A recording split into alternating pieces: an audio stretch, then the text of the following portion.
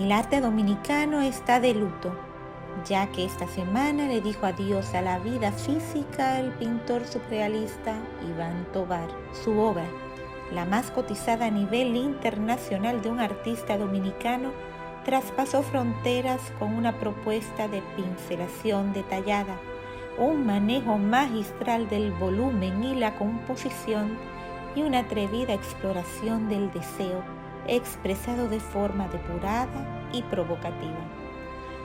Sus exposiciones le merecieron una notable proyección ante la crítica internacional y muchos coleccionistas atesoraron como joyas sus obras, las cuales hoy son legado de orgullo para su país y el mundo. Estamos de luto. Hasta siempre, maestro.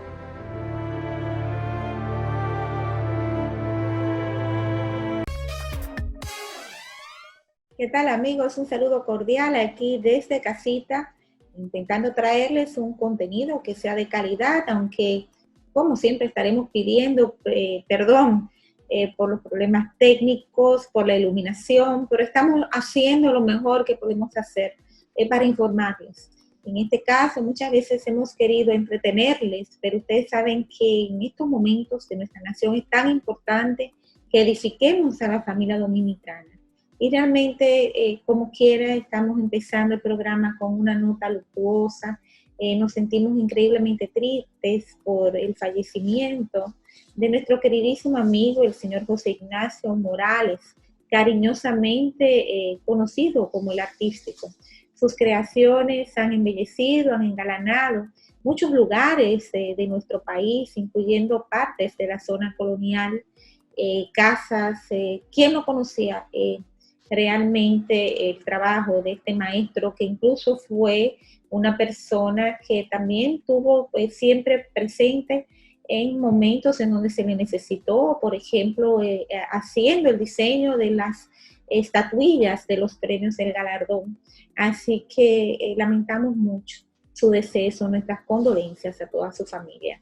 Y también tenemos una entrevista increíble desde Miami con el doctor Abel Bello. Yo digo increíble porque realmente él nos habla de muchas cosas que nos han preocupado, nos siguen preocupando, y que, aunque usted no lo crea, con relación a este tema del COVID-19, siguen siendo noticias, son cosas diferentes. Entonces estaremos conversando con él, viendo las políticas que se están aplicando allá desde la ciudad de Miami, en toda la Florida, en los Estados Unidos, y sobre todo también cómo podemos nosotros apropiarnos de ciertas recomendaciones, saber cómo apaleamos este monstruo que nos ha tocado, este momento histórico horripilante que nos ha tocado vivir. Algo importante que hemos hecho también es consultar con líderes espirituales de nuestra nación. Qué bueno, fue un conversatorio maravilloso. Realmente hicimos como un híbrido entre los dos programas. Nos juntamos con nuestro queridísimo amigo Carlos Veloz del programa Fe y Razón, y estuvimos hablando con varios pastores y pastoras de la República Dominicana, y ellos tienen quizás una explicación, pero sobre todo una palabra de aliento para todos ustedes. Vamos a ver entonces de inmediato lo que viene a continuación. Vea hoy en Adelín. Mira, una de las preocupaciones principales, y quizás una de las razones por la cual nos ha afectado tan fuerte a todos, es porque subestimamos la capacidad que tenía este virus de causar enfermedad. Sabemos que el ser joven no te da una ventaja, no estás exento de padecer una enfermedad seria o crítica.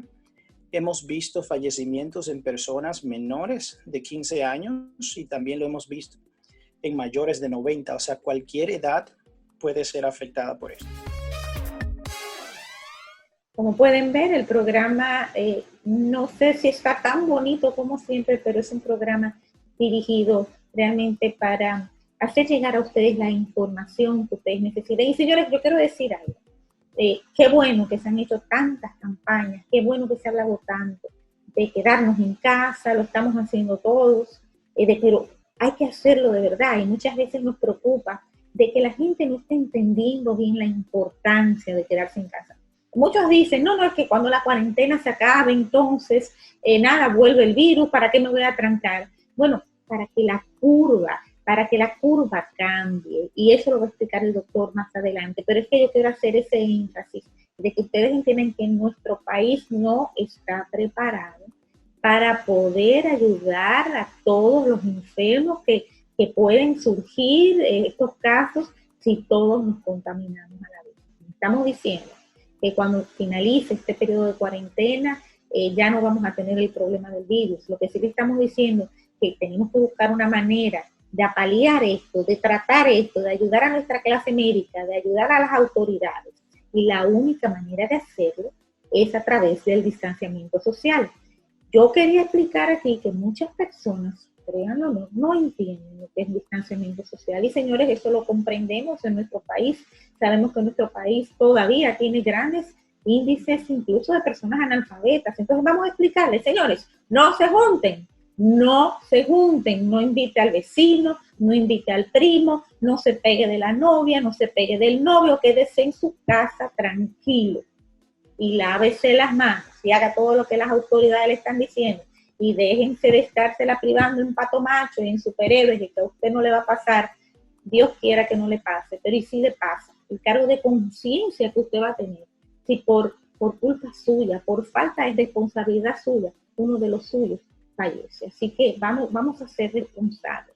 Entonces vamos a escuchar bien todo lo que tiene que decir el doctor Melo, eso viene en el segundo bloque, pero vamos a cerrar este bloque entonces con algunas preguntas que le hicimos a estos pastores, como les dije. Ellos tuvieron una disertación de 1 hora, nosotros hemos tenido que cortar, pero hemos querido poner alguna edición pequeñita de las cosas más importantes o más relevantes que ellos dijeron, y que sirvan de aliento para todos ustedes, porque crean, mi gente, esto pasará. Nos vamos con ellos, corte comercial, y luego caemos en directo con el doctor Bello de Semena. Adelante, señor director. Job pasó una temporada inusual a la que el diablo lo encontró como que estaba todo bien en la vida de él y no era justo que él estuviera tan bien.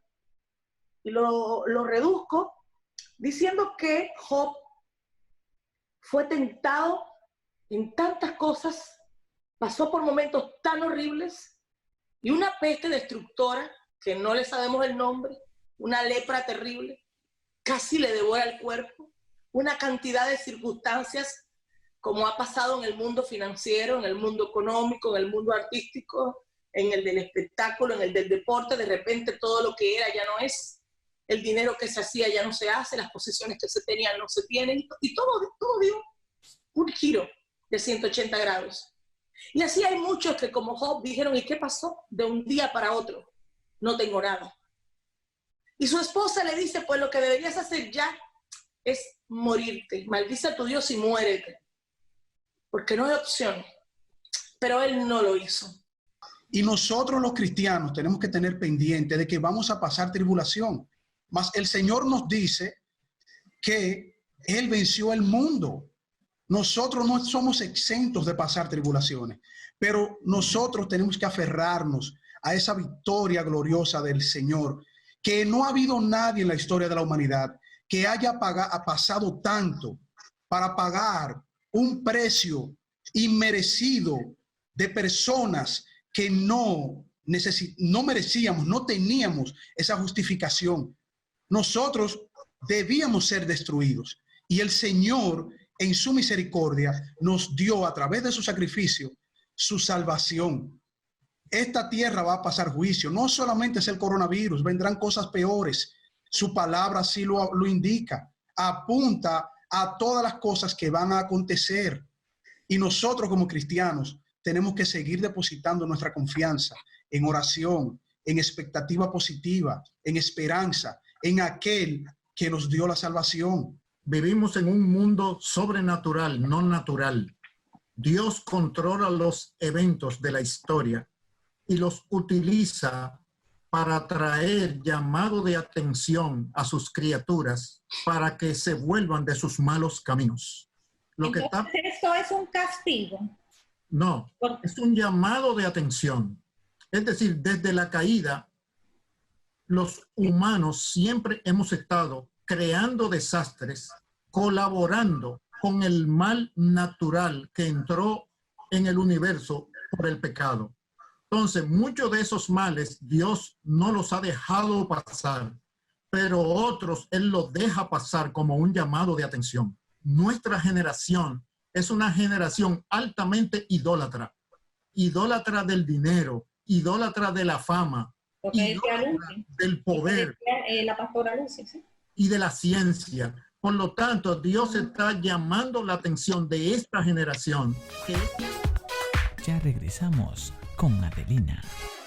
Print Express, la más alta tecnología en impresión. Promociona tu empresa o regala de forma personalizada con nuestros artículos de óptima calidad y diseños de alto impacto. Ofrecemos los servicios de ploteo, impresiones, planos, cortes y grabados láser para todas tus necesidades.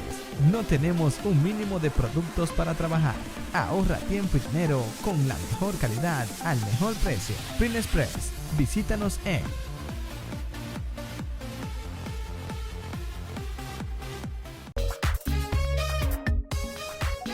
Estamos de vuelta con Adelina.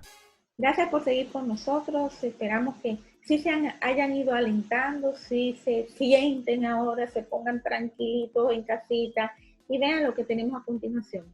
Agradecemos al doctor Abel Bello. Él es cirujano general con especialidad en cirugía bariátrica y él ejerce en la ciudad de Miami, Florida, específicamente está, aquí lo tengo, en Plantation, Florida. Y tenemos el honor de que comparta con nosotros muchas observaciones que son realmente bien importantes y además estamos seguros que aunque seamos repetitivos en algunas cosas, no importa, mientras más repetimos, más aprende el cerebro. Así que de inmediato vamos a darle la bienvenida al doctor, que ya está ahí en Q. Bienvenido, doctor. ¿Cómo le va? ¿Cómo está por allá? Dios mío, estamos tan preocupados. Sí, una situación un poco calamitosa para todos, tanto aquí como allá en la República Dominicana. Es un placer. Sí, pero déjeme decirle algo. Yo quise incluso hablar con alguien desde allá, porque tenemos una diáspora importante en los Estados Unidos, pero también amamos mucho a todos los ciudadanos americanos, las personas que obviamente han sido unos vecinos muy queridos por todo el tiempo de la historia de la República Dominicana, y nos preocupa los números alarmantes que estamos viendo. Usted está en la Florida, precisamente yo tengo mis familiares en la Florida, estoy preocupada. Veo que Estados Unidos ahora mismo está ostentando el número mayor de mortalidad de todo el mundo. ¿Quién se iba a imaginar eso? Estamos hablando del gran coloso que entendíamos que iba a tener todas las respuestas a la salud. Cuénteme, ¿qué es lo que está pasando? Correcto, sí, y es una situación un poco preocupante para nosotros, la comunidad hispana. Vemos en el estado de la Florida que es uno de los estados de mayor crecimiento en cuanto a los casos del coronavirus, y también la mortalidad asimismo sigue creciendo en el estado de la Florida. Cuando miramos a New York, vemos que la población más afectada son los hispanos. La población que más está falleciendo también son los hispanos. Y hemos visto en noticias que cientos de nuestros hermanos dominicanos han perecido ante el coronavirus en Nueva York. Así es.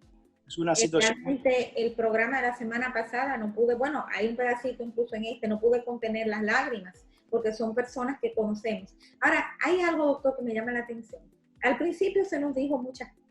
Se nos dijo que esto era un virus que solamente tenía riesgo para personas de edad muy avanzada, para condiciones comórbidas, para muchísimas cosas, y eso no es lo que está pasando.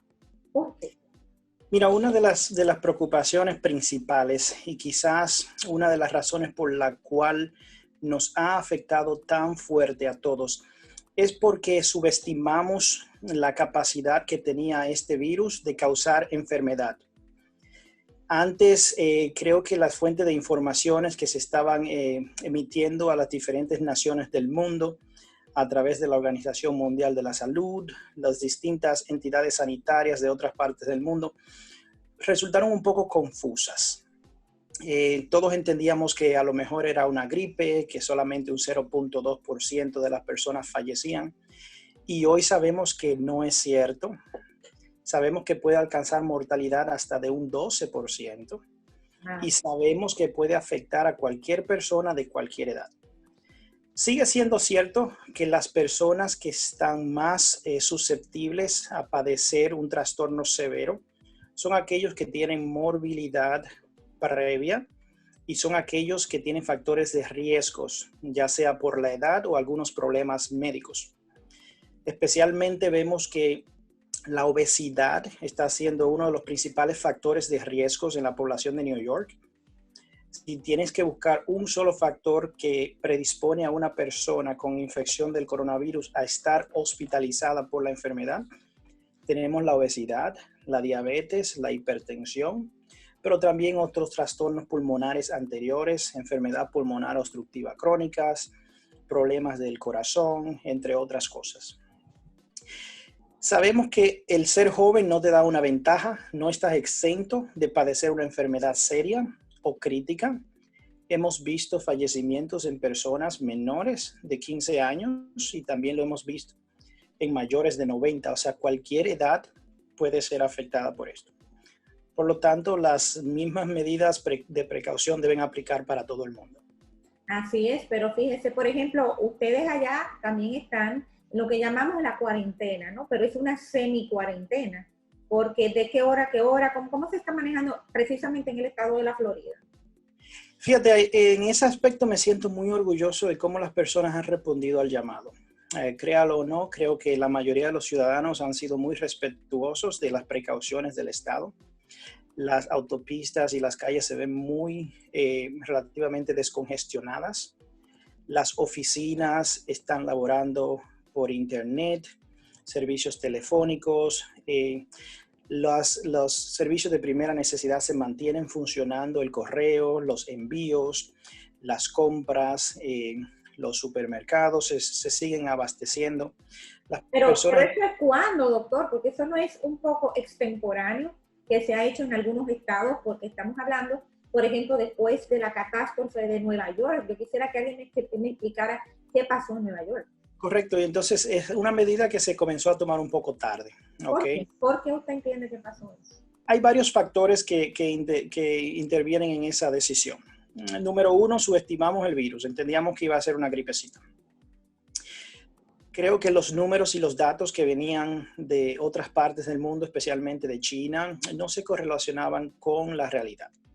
Ahora, ¿quién subestimó el virus? Porque tengo entendido que muchos miembros de la CDC incluso advirtieron a la administración vigente sobre el peligro y la mortalidad y la velocidad incluso con que se transmite este virus a la administración. Pudieron hacer esas advertencias más en detalle cerca del final de enero, pero hay datos que sugieren que ya en China se estaba batallando esta enfermedad desde noviembre.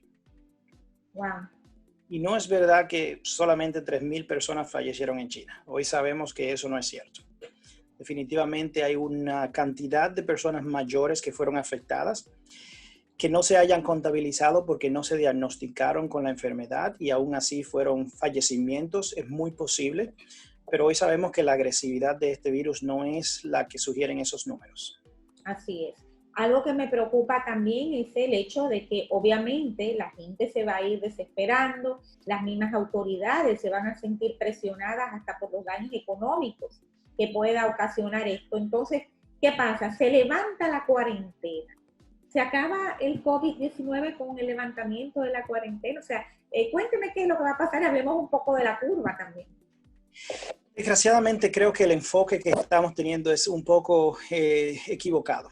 En el sentido de que cuando miramos los números reales, aquí en los Estados Unidos solamente el 0.2% de la población está afectada.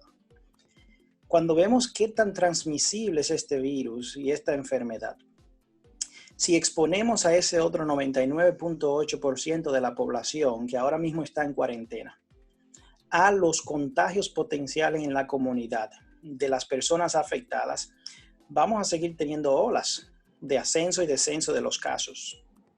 Todo el mundo habla de doblar la curva, de aplanar la curva. Aplanar la curva, lo único que nos confiere es una ventaja para poder manejar los pacientes enfermos. ¿Qué significa aplanar la curva? Porque fíjese algo que yo he notado, por lo menos en nuestro país. En nuestro país no podemos decir que no se ha hecho una campaña mediática rápida y que se ha tratado de que sea efectiva. Sin embargo, a veces se han utilizado vocabularios que la gente común no comprende. Entonces, obviamente no son efectivas. Cuando hablamos de aplanar la curva, ¿qué significa eso? Sí, aplanar la curva significa que si nosotros tenemos cifras de aumento en cuanto a los casos, en un ascenso vertiginoso, en un periodo muy corto de tiempo. Los picos, los famosos picos. Exacto. El pico sería muy alto y también sería muy rápido en relación con la capacidad que tiene nuestro sistema sanitario de manejar los enfermos. Si, por ejemplo, nosotros disponemos de 1,000 camas de intensivo y nosotros conseguimos esos 1,000 casos en un periodo de 1 semana o 2 semanas, el sistema va a colapsar. Porque muchos de esos pacientes con infección por coronavirus se mantienen en soporte ventilatorio por 2 semanas, 3 semanas y hasta 6 semanas. Entonces ya esas 1,000 camas de intensivo las tenemos ocupadas por estos pacientes. Y ahí estamos hablando del árbol verde. Exacto. En relación a la República Dominicana, por ejemplo. Sí. Entonces, vamos a ver si yo entiendo como una paciente común, una ciudadana común. Sí, cuando decimos, aunque vamos a ok, yo voy a dejar que usted, esto es difícil por este nuevo método de comunicación, pero solamente para ver si yo estoy entendiendo bien, cuando nosotros estamos hablando de aplanar la curva, entonces no es diciendo que nosotros vamos a mermar la incidencia del virus, sino que vamos a ir tratando un paciente a la vez, ¿no? Es más movernos más lento en el tiempo, ¿ok? Si ahora presentamos el escenario con esas 1,000 camas que tenemos, si esas infecciones nosotros las segregamos en un periodo de 3 meses, ¿ok? La incidencia de casos no va a ser tan alta o tan rápido, sino que la vamos a ver en el tiempo y nos permite a nosotros con los recursos disponibles poder tratar y recuperar una gran cantidad de esos pacientes. Bueno, precisamente de eso queremos hablar con usted en el próximo bloque. Tengo entendido que ha tratado con mucho éxito a pacientes que han padecido el virus y también vislumbrar una esperanza si la tenemos, por qué no tenemos una vacuna. Todo esto y mucho más en un momentito. Vamos a una pausita comercial y volvemos con usted. ¿Sí? Muchas gracias. Ya regresamos con Adelina. Print Express, la más alta tecnología en impresión. Promociona tu empresa o regala de forma personalizada con nuestros artículos de óptima calidad y diseños de alto impacto. Ofrecemos los servicios de ploteo, impresiones, planos, cortes y grabados láser para todas tus necesidades. No tenemos un mínimo de productos para trabajar. Ahorra tiempo y dinero con la mejor calidad al mejor precio. Print Express. Visítanos en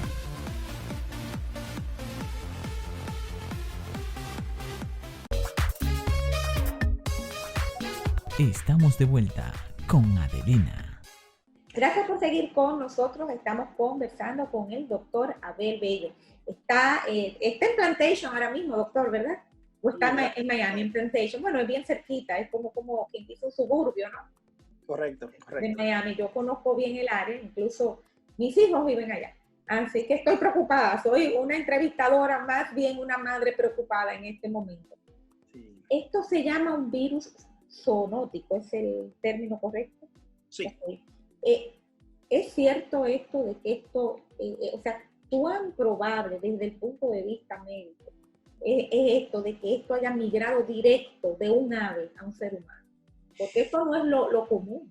O yo creo que es la primera vez, ¿no? Luego del SARS, la segunda. Sí. Exacto. Entonces, existen muchas teorías en cuanto al inicio, al paciente cero. ¿De dónde se originó el paciente cero?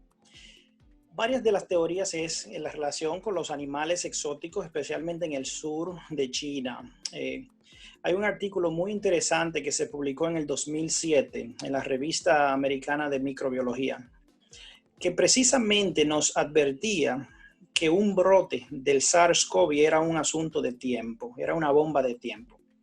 Porque notaba que en esas provincias, especialmente en el sur de China, había un reservorio bastante alto entre los animales exóticos de este tipo de virus Y que esto combinado con la cultura de algunas personas de ingerir o comer este tipo de animales, nos exponía a otro brote del SARS-CoV. Pero Entonces, generalmente eso no migra a los cerdos y luego es que brinca al humano. no. Definitivamente en un inicio el humano estuvo expuesto al virus a través del contacto, ingesta o manipulación de algún animal exótico. Hay otras teorías de que ya eso compete al mundo de la inteligencia o la diplomacia, aclarar si esto tuvo algo que ver con algún contacto de un laboratorio donde se están haciendo investigaciones científicas, entre otras cosas. O sea, no me compete a mí conversar al respecto de eso porque no tengo el conocimiento suficiente. Pero sí sabemos que existe un reservorio bastante grande de este tipo de virus en esta región del sur de China y que también existe una cultura de habitantes de esa región de ingerir este tipo de animales. Y a veces quizás la gente dice, pero algo mal cocido, sabemos que a veces se transmiten bacterias, pues, salmonelosis, triquinosis a través de ese consumo. Ahora bien, pronósticos, recuperaciones, deme esperanza, dígame qué va a pasar, qué se puede hacer, qué se está haciendo. Bueno, desgraciadamente ya el problema lo tenemos y cuando tenemos el problema lo que tenemos es que buscar soluciones. Las soluciones al día de hoy no nos ven todas muy factibles. ¿Okay? Es como si estuviéramos en un círculo vicioso, que mantenemos a las personas en cuarentena, disminuimos los casos, disminuimos los contagios, controlamos las muertes, pero ¿qué pasa? No eliminamos el foco por completo al 100%. Volvemos, reabrimos, exponemos a las personas al contacto y es como que volvemos a este mismo círculo. Y todo eso en la espera de desarrollar o conseguir una vacuna, que sería el factor que pondría fin, por ejemplo, al aumento estrepitoso de los casos y que protegería la población que no está afectada por el virus. Entonces, el desarrollo de una vacuna, por muy temprano que lo hagamos a través de ensayos clínicos, desarrollo científico, sería cosa del año 2021. Wow. Es muy poco probable que una vacuna se desarrolle con éxito y se comience a implementar en los próximos 3-4 meses. Pero ahora doctor, una pregunta, es un virus que muta, entonces quizás todo el trabajo que se hace, ya hay una vacuna casi desarrollada, al fin de las cosas el virus ha cambiado, ¿no? Ahora que yo no soy doctora. Sí, entonces, ¿qué pasa? Que a veces lo asociamos con el virus de la influenza también, que tiende a mutar y a cambiar mucho. En este virus todavía no hemos visto tanta variabilidad, ¿ok? Es muy temprano decir si va a ser una situación como el de la influenza en el que tengamos que administrar una nueva vacuna todos los años, dependiendo la cepa que esté circulando. ¿Puede eso ser una posibilidad? Sí, creo que es un poco temprano para determinar si esa va a ser nuestra realidad en el futuro. Y nadie quiere pensar en la idea de tener que convivir con el coronavirus. O sea, como estamos conviviendo ahora con la influenza.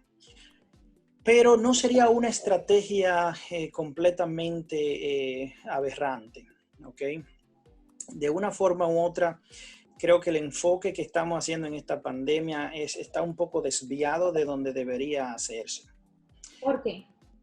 Entiendo que todas las naciones del mundo estamos preocupados en los pacientes hospitalarios. La disponibilidad de camas, la disponibilidad de intensivos, que los ventiladores, que cuántos pacientes vamos a manejar. Y creo que enfocarse mucho en eso es una batalla casi completamente perdida. Esto es un problema sanitario, un problema de salud pública. Por lo tanto, todas nuestras intervenciones agresivas deben estar en la comunidad y no necesariamente en el hospital. Eso no quiere decir que dejemos los hospitales al abandono. Tenemos que tener todos los insumos y tener los hospitales listos para atender los enfermos. Pero desgraciadamente cuando un paciente cae en un estado crítico y grave, la capacidad de nosotros de sacarlo de ese estado crítico y recuperarlo es muy baja, es muy remota. Estamos hablando entonces de pruebas masivas, por ejemplo, empezar por las pruebas masivas. Sí, uno de los errores principales que muchas naciones han tenido es que no se han preparado adecuadamente para identificar los enfermos. También el manejo de los contactos es muy pobre. Okay. tenemos personas, por ejemplo, en la República Dominicana, la capacidad de hacer pruebas por modalidad de PCR, entiendo que está entre más o menos unas 300 a 500 por día. O sea que en ningún determinado día vamos a ver más de 300 casos. Si solamente podemos correr 300 pruebas, 300 muestras, lo máximo que vamos a identificar son 300 casos. Eso no quiere decir que sean la cantidad de casos que tengamos en la comunidad. Sé de personas que han estado esperando sus resultados por 5, 6, 7 días. Y esperando incluso que se las vayan a tomar también. Ya ahí estamos contando 2 semanas. Entonces eso es muy peligroso porque el inicio de los síntomas, cuando hablamos de un portador asintomático, quiere decir que puede transmitir el virus a otras personas, pero no tiene absolutamente ningún síntoma. Eso tarda cerca entre 4 a 5 días promedio para desarrollar síntomas, pero esos 4 o 5 días se pueden extender hasta 11 o 14. Durante estas 2 semanas que usted es portador asintomático, usted definitivamente puede transmitir el virus. Podemos estar conversando aquí entre nosotros y yo ser portador y transmitir el virus a los demás. Cuando ya comienzo a desarrollar síntomas es donde levanto la voz de alerta y digo, bueno, ahora me estoy enfermando, necesito una prueba. El periodo que transcurre entre cuando una persona desarrolla síntomas, 2 cosas van a pasar. Puede que los síntomas sean leves y que nosotros sobrevivamos a la infección por nosotros mismos. Eso puede pasar hasta un 80% de las personas. En algunos sitios es menos, cerca de un 60%. Quiere decir que los que terminan en el hospital están entre un 20 a un 40%, que progresan a una enfermedad más severa. Entonces, si en ese transcurso de los días en el que ya yo comencé a desarrollar síntomas, que quiero identificar si en realidad tengo el coronavirus, adicionalmente tengo 5, 6, 7 días de retraso en identificar, asimismo voy a tener una demora en el inicio del tratamiento. Y mi experiencia, lo más importante y el factor determinante es el tratamiento temprano.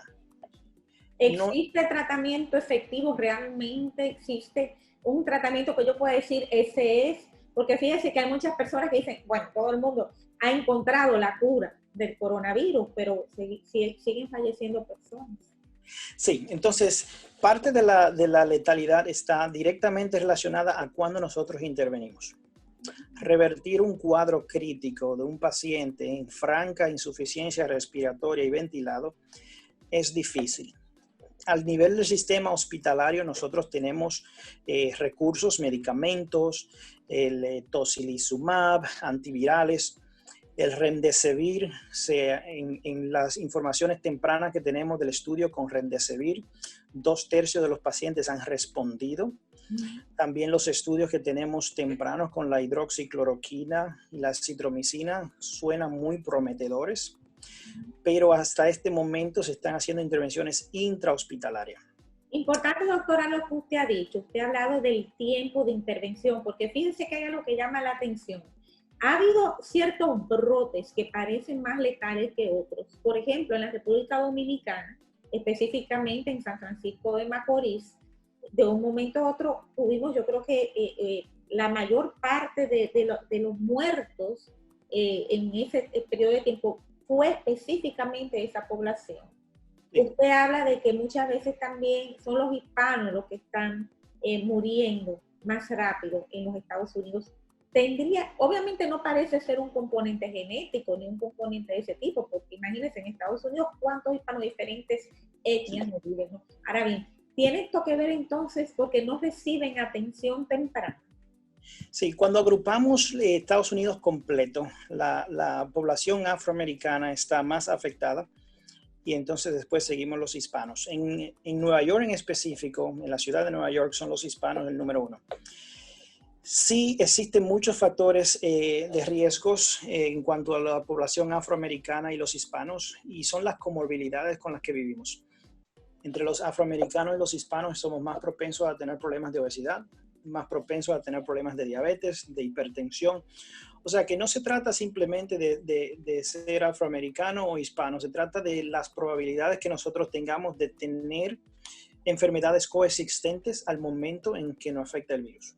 Fíjese, mira, me voy a tener que ir a una pausa, yo no le iba a dar el próximo bloque, pero se lo voy a dar y vamos a cortar el próximo bloque porque esto está muy interesante, pero sobre todo, esto va a ayudar mucho a todas las personas que nos están mirando desde aquí y desde allá también. Así que vámonos a una pequeña pausa comercial y volvemos con usted un momento. Así que quédese ahí y ustedes también, señores, siéntense, escuchen y vamos a titular también cómo se puede conseguir esta guía y los números, los contactos del doctor. No para que lo atiborren de preguntas, pero sí para cualquier persona que esté incluso en Florida y necesite pues un poco más de guía, pueda contactarte. Vámonos a una pausita y quédense ahí que volvemos. Ya regresamos con Adelina. Print Express, la más alta tecnología en impresión. Promociona tu empresa o regala de forma personalizada con nuestros artículos de óptima calidad y diseños de alto impacto. Ofrecemos los servicios de ploteo, impresiones, planos, cortes y grabados láser para todas tus necesidades. No tenemos un mínimo de productos para trabajar. Ahorra tiempo y dinero con la mejor calidad al mejor precio. Print Express. Visítanos en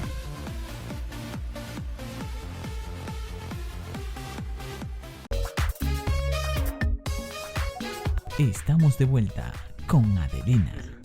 Nos alegra poder contribuir con la salud de la familia dominicana aquí y allá y la verdad que de todos los seres humanos. Qué bueno es poder ayudar dentro de lo que podemos hacer, doctor. Nosotros a nivel de comunicadores, ustedes la verdad que la clase médica se ha aportado, que ahora nos damos cuenta quiénes son los verdaderos héroes. Mire, esa es una pregunta que yo tenía, algo que me preocupa. La contaminación en los hospitales a través precisamente de las personas que trabajan en el sector salud, porque fíjese, entra una enfermera, le toma la temperatura a usted, luego va a otro y a otro, pero si ya ella estuvo expuesta, eso es un foco contaminante en todo el hospital. Háblame de las políticas que se están tomando en ese sentido y si son efectivas. En el mundo ideal, cualquier atuendo que nosotros utilicemos con un paciente lo desechamos y nos ponemos un atuendo nuevo con otro paciente. Ese tipo de política lo tratamos de seguir aún en estos tiempos de crisis. Lo único que muchas veces tenemos que recurrir a sanitizar los insumos que utilizamos, las máscaras, las batas, si no son desechables, cosa que nosotros podamos evitar el contacto entre uno y otro. Aquí los hospitales estamos en tiempo de desastre, en modo de guerra. O sea, casi todos los pacientes que están viniendo son con problemas respiratorios. Nosotros hemos evitado el contacto de cualquier paciente que no sea de problemas respiratorios al hospital. Parte de la fuerza que nos ocupamos es de atender los pacientes de emergencia en otros sitios que no sea el hospital, tratar de mantener a todo el público no expuesto a estos focos. ¿Okay? Lo ideal es que todo el personal médico tenga los insumos necesarios para utilizarlo en los pacientes con el coronavirus. Aquí en Estados Unidos, en las salas de cuidado intensivo, lo que hacemos es minimizar el contacto que tienen los profesionales de la salud con esos pacientes enfermos. Por ejemplo, las bombas donde ponemos medicamentos, los ventiladores, todo ese tipo de control lo dejamos fuera de la habitación del paciente. Así no tenemos que entrar cada vez que nosotros vayamos a hacer algún cambio, cada vez que vayamos a agregar medicamentos. Eso ayuda a ahorrar los insumos de protección personal. También evita el que nosotros tengamos que movernos de una habitación de un paciente enfermo a otra habitación de otro paciente con el mismo atuendo. O sea, el contacto lo hace un doctor dentro de un grupo de rotación. Nosotros vemos la examinación, la evaluación, todos, así no tenemos que entrar cada uno independiente a ver el paciente. Y prácticamente el contacto directo con el paciente se hace 1 o 2 veces al día. O a menos que haya que hacer algún cambio, lo estamos viendo a través de un cristal, lo vemos ahí en tiempo real. Cualquier cosa a la que tengamos que atender lo podemos hacer, pero es una forma de ahorrar insumos porque están muy escasos en el mundo entero. Entonces, todo este aspecto de la atención hospitalaria es muy importante, pero vuelvo al tema de que el enfoque principal para nosotros tiene que ser en la comunidad. Ok, hablemos un poquito de eso en el tiempo que nos queda y también de cómo tratar esto en casa, como usted hablaba anteriormente. Correcto. Todos los pacientes graves o severos o críticos en algún momento fueron pacientes leves o asintomáticos. ¿Okay? Sabemos que la progresión natural no va a que usted se estaba sintiendo perfectamente bien hoy y mañana está en intensivo. Pero sí puede tomar un proceso entre 24 a 48 horas de agravarse su cuadro. ¿Okay? Los síntomas mayores que nosotros identificamos es la fiebre, la dificultad para respirar y la tos. Esos son de los 3 síntomas principales. Ahora, tenemos unos síntomas que son menores y que son son un poco variables, como la fatiga, el dolor muscular, dolor de garganta, diarrea, dolor de cabeza, pérdida del sentido del olfato, pérdida del gusto. ¿Okay? Estos son síntomas menores. Entonces, ¿esos síntomas menores son aislados o tienen que presentar el conjunto de síntomas para no entender entonces que uno puede ser un caso sospechoso del virus? Sí, entonces son síntomas que no tienen la misma el índice de sospecha, ¿ok? Porque son más leves, son más inofensivos. Yo diría que la forma de identificar un paciente probable de una infección de coronavirus es si usted tiene 2 síntomas mayores por sí solos, ¿ya? Fiebre el principal. ¿Y si no hay fiebre, doctor? Si no hay fiebre. Bueno, entonces tenemos que ver qué otro síntoma mayor tiene, si ya sea dificultad para respirar y tos. O sea, no siempre hay fiebre. Porque No, eso es un mito quizás que mucha gente entiende. No tiene fiebre, eso debe ser alergia. Sí, correcto. No siempre hay fiebre. Y hay pacientes también que no son capaces de montar esta fiebre de 102, 103 porque su sistema inmune no lo permite.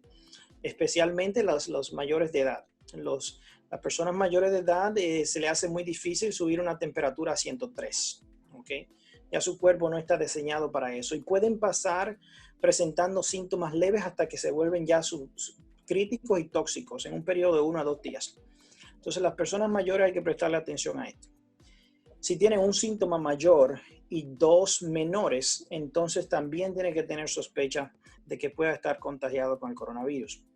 Cuando hablamos de síntomas menores sin ningún síntoma mayor, necesitaríamos más para sospecharlo. Yo diría que 4 síntomas menores, entre diarrea, fatiga, dolor de cabeza, dolor de garganta. ¿Ok? Muchos de estos síntomas menores también son indicadores de que usted va a tener una infección más leve y que usted va a estar cerca de ese 80% de personas que se recuperan, ¿verdad? Las personas que tienen síntomas mayores son aquellos o que pueden recuperarse o pueden dar un giro para lo peor y entonces convertirse en pacientes críticos. ¿Okay? Entonces, el rango de intervención donde nosotros tenemos que enfocar nuestra terapia es en estos pacientes que están desarrollando síntomas y también sus contactos. ¿Ok? Los medicamentos que promueven sí funcionan. Lo que pasa es que no tenemos suficiente información científica para yo decir es un sí correcto o un sí titubeado. ¿Ok?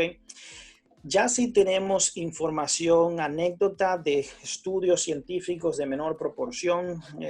El estudio de Francia que asoció a los pacientes con hidroxicloroquina y acitromicina con apenas 36 pacientes. El mismo estudio se repitió en 1000 pacientes y los resultados también son muy prometedores.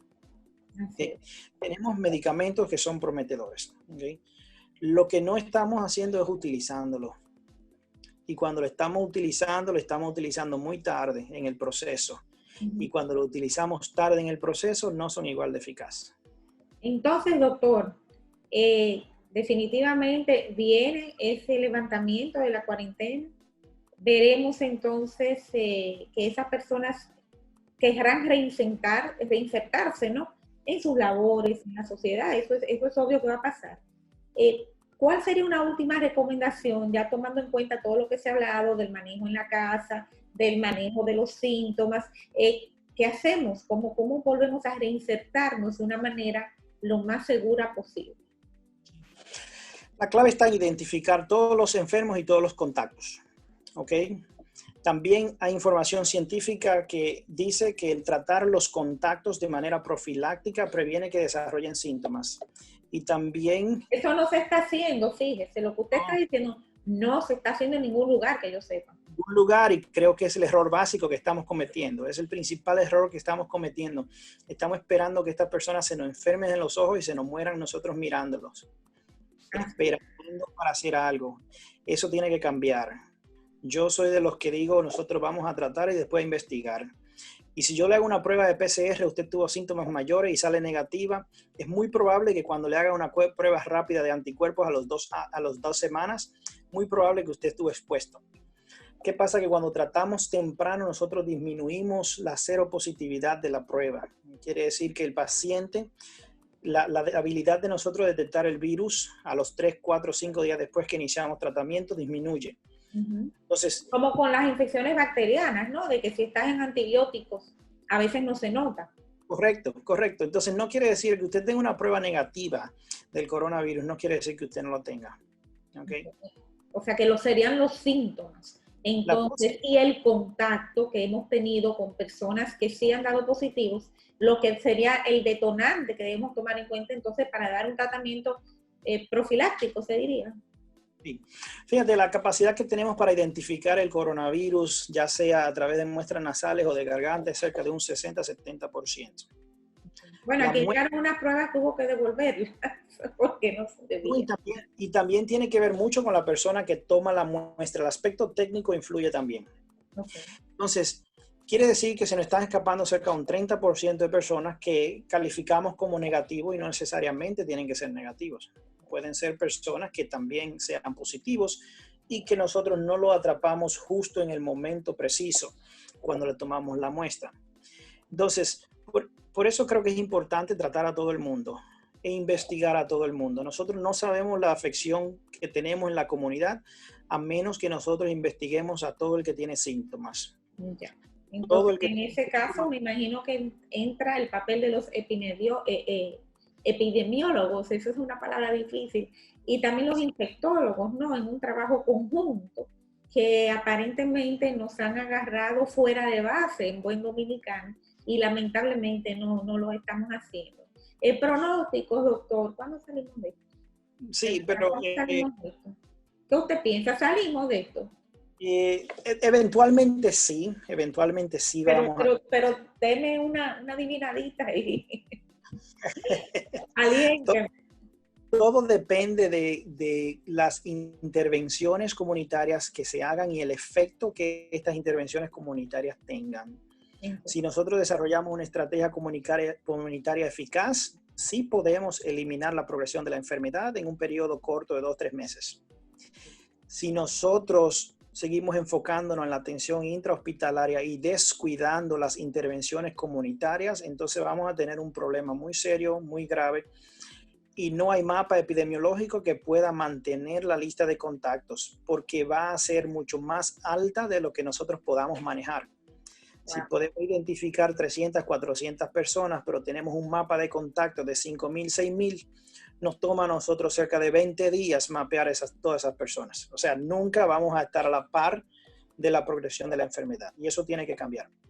Bueno, yo creo que usted ha hablado palabras que son muy verdaderas y que deben ser de alerta a todas las autoridades, tanto aquí como allá. Nosotros, yo me comprometo que por lo menos el grupo Supercanal va a difundir esto por todas sus señales de televisión, ya sea Dominican View, Señal Caribe, Tele El Salvador, Señal de Vida, Supercanal HD, Supercanal 33, por lo menos todos esos medios. Vamos a estar difundiendo esta información porque la gente no está entendiendo todo lo que está pasando. No lo está entendiendo aquí, no lo está entendiendo allá, no lo entendieron en Europa. Y realmente, fíjese que hoy mismo tuvimos que dar una nota luctuosa una vez más de otro amigo que se nos ha ido. Entonces, así no podemos seguir. Sí. Muchísimas gracias por haber compartido todos sus conocimientos con nosotros y estaremos siempre en contacto con usted. La verdad que sí, que nos ha encantado tenerlo en nuestro espacio, aunque sea vía Zoom. Gracias, ha sido un momento muy ameno. Que Dios lo bendiga y lo cuide mucho a usted y a toda su familia por allá. Muchas gracias, igual ustedes mente.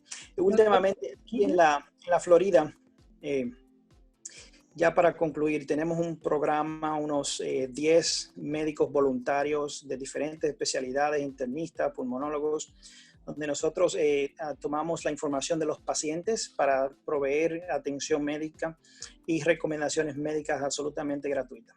Wow. Bueno, pues ahí estamos titulando teléfonos en pantalla para esos contactos. Nosotros vamos a cerrar el programa con unas palabras de aliento, creo que la gente la necesita.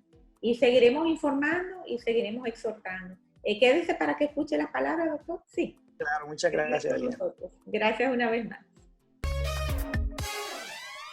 Muchísimas gracias al doctor Abel Bello por haber compartido todo esto con nosotros una vez más. La verdad que nada, pedirle al Señor, orar y contribuir nosotros con lo que podemos. Vamos a cerrar el programa entonces con alguna pequeña intervención del pastor Oscar Arocha. Me gustaría cerrar el programa con él. Así que, señores, se le quiere mucho. Esperamos que pronto todos estemos una vez más haciendo lo que nos gusta, como nos gusta, con quien nos gusta. Pero mientras tanto, les pido, cooperen, cuídense y quédense en casa. Les quiero mucho. Adelante, pastor. Porque hay 3 características de Dios que nosotros no podemos obviar, que Él no la cambia en medio de una aflicción. Número 1, Dios es soberano. Él tiene un absoluto control de todas las cosas que están pasando en el universo. Nada escapa a su voluntad. El coronavirus no es un accidente, no es algo que sorprendió a Dios, es algo que estaba en su plan soberano. Número 2, Dios es un Dios infinitamente sabio. Él va a hacer las cosas de la mejor manera posible. Y número 3, y aquí es donde viene el consuelo para el creyente, Dios es un Dios infinitamente amoroso. Todas estas cosas van a obrar al final para el bien de todas las personas, aún para personas que en este momento son enemigos de Dios. Sin embargo, como decía, aún para las personas que son rebeldes a Dios, Dios tiene un propósito bueno, justo y santo en esta aflicción también, en el sentido de que muchas personas están siendo llamadas a revisar sus vidas. En medio de un momento de tristeza, por la pérdida de un familiar, hablar con el Señor, decirle cómo nos sentimos, hacerle ese reclamo, si hubieras estado aquí, mi hermano no hubiera muerto, es lo correcto. Pero al Señor, escuchar las palabras del Señor que nos consuela, sabiendo que Él es la resurrección y la vida, eso afirma nuestra fe y nos llena de esperanza. Además, el Señor en medio del dolor pregunta, ¿tú crees esto? Que todo aquel que está vivo ahora y cree en mí no morirá eternamente. Es lo que nosotros debemos preguntarnos cuando nuestra vida se ve amenazada, cuando perdemos a un familiar. El que está vivo ahora y cree en el Señor, aunque muera, que es lo natural y nos va a pasar a todos sin importar las circunstancias en que suceda, el que cree en el Señor y muere no morirá eternamente. Entonces, ahora que vivimos, vamos a poner nuestra fe en el Señor Jesucristo, que no solamente nos va a dar la salvación, el perdón de nuestros pecados, la esperanza de la resurrección, sino una consolación presente ahora creyendo en Él. Sí, pero quisiera decir algo antes, brevemente. Yo creo que el punto clave está en Deuteronomio 32, cuando Dios dice, yo soy el Señor, yo doy la vida y yo la quito. Amén. Yo soy la mano que hiere y la mano que sana. Es decir, el punto clave en todo esto es que yo vea a Dios como la mano que hiere y la mano que sana. Job lo honró, Jehová dio, Jehová quitó, sea su nombre bendito. Jeremías lo honró, sucederá algo que el Señor no haya mandado. En otras palabras, si nosotros vemos que fueron las farmacéuticas, que fue Bill Gates, nos quedamos sin esperanza. Pero si fue Dios el que lo mandó, Él es la mano que hiere y yo iré a Él la mano que sana. No importa si yo pido un familiar, lo que sea, mientras me mantenga en Él estoy bien, porque sería un acto de fe. Dios es invisible y si yo logro verlo, eso quiere decir que mi alma puede ver lo invisible. Ese es mi punto, mantenerme viendo a Dios. La mano que sana, perdón, la mano que hiere es la mano que sana. Y ese debe ser nuestro punto. Y que Dios ha hecho todo para nuestro bien. Cuando terminó la creación, Él dijo, Él vio que todo era bueno y bueno en gran manera. ¿Para quién? Para Él. No, Él no lo necesita, para nosotros. De manera que oramos. Amén, amén. Señor Dios y Padre nuestro, gracias por el buen tiempo que nos ha dado. Y te rogamos que tú no solamente ahora, también nos dé otras oportunidades para compartir tu palabra. Y que tú uses lo que hemos hablado para esto, para edificar la fe de tu pueblo para encontrar a tus elegidos y que en todo momento quede claro por tu gracia que tú te deleitas en salvar. Y te lo rogamos en Jesucristo. Amén. Amén.